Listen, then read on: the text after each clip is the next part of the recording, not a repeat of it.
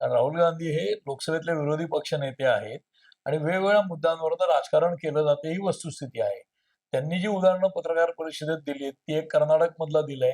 त्याच्यामध्ये एका व्यक्तीची नावं 3-4 राज्यात असणं, एका पत्त्यावर 70-80 मतदार असणं, त्याच्यानंतर मेलेल्या व्यक्तीचं नाव असणं किंवा जिवंत व्यक्तीचं नाव गायब होणं, असे प्रकार आहेत. आता हे सगळे जे प्रकार आहेत ते मतदार यादीमधल्या घोळांमध्ये म्हणजे घोळ जे आहेत मतदार याद्यांमध्ये त्याच्यामध्ये येतात. त्याच्यामध्ये अनेक ठिकाणी काही त्रुटी आहेत मतदार यादींमध्ये. आता आपण निवडणूक आयोग हा मुळात स्वायत्त आहे, एक स्वतंत्र यंत्रणा आहे. पण त्या यंत्रणेकडे स्वतःचं मनुष्यबळ नाही. म्हणजे त्यांच्याकडे काही लाखोच्या संख्येने स्टाफ नाहीये हे सगळं करायला. दुसरं असं, की निवडणुकीच्या मतदार नोंदणीसाठी, त्याच्यानंतर जे ड्राईव्हज घेतले जातात त्याच्यासाठी मोहिमा, त्याच्यासाठी राज्य सरकारातले कर्मचारी वापरले जातात. महसूलमधले किंवा शिक्षण खात्यातले.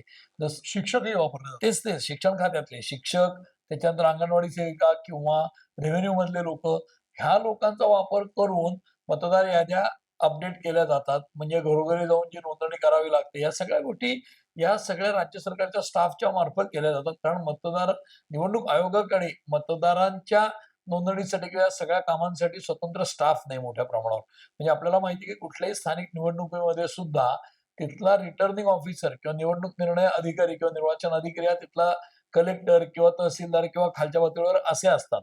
त्यामुळे कुठेही निवडणूक आयोगाचा स्टाफ लाखोच्या संख्येने नाही.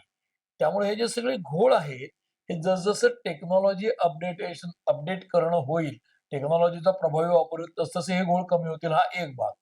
आता त्यातल्या प्रत्येक मुद्द्याचं निराकरण करता येऊ शकतं. म्हणजे कसं एका व्यक्तीचं नाव 4 राज्यात आहे. तर आपल्याला ही मतदारांना मतदान नोंदणीसाठी मुभा आहे. कुठेही आपलं मतदार म्हणून नाव नोंदवायची.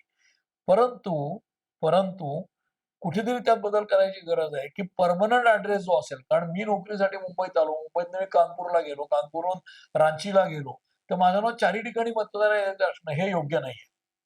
त्यामुळे तो एक ऑप्शन देऊन एकाच ठिकाणी मतदान करता येईल एका व्यक्तीला एका वेळेला, असं करता यायला हवं. हा एक भाग.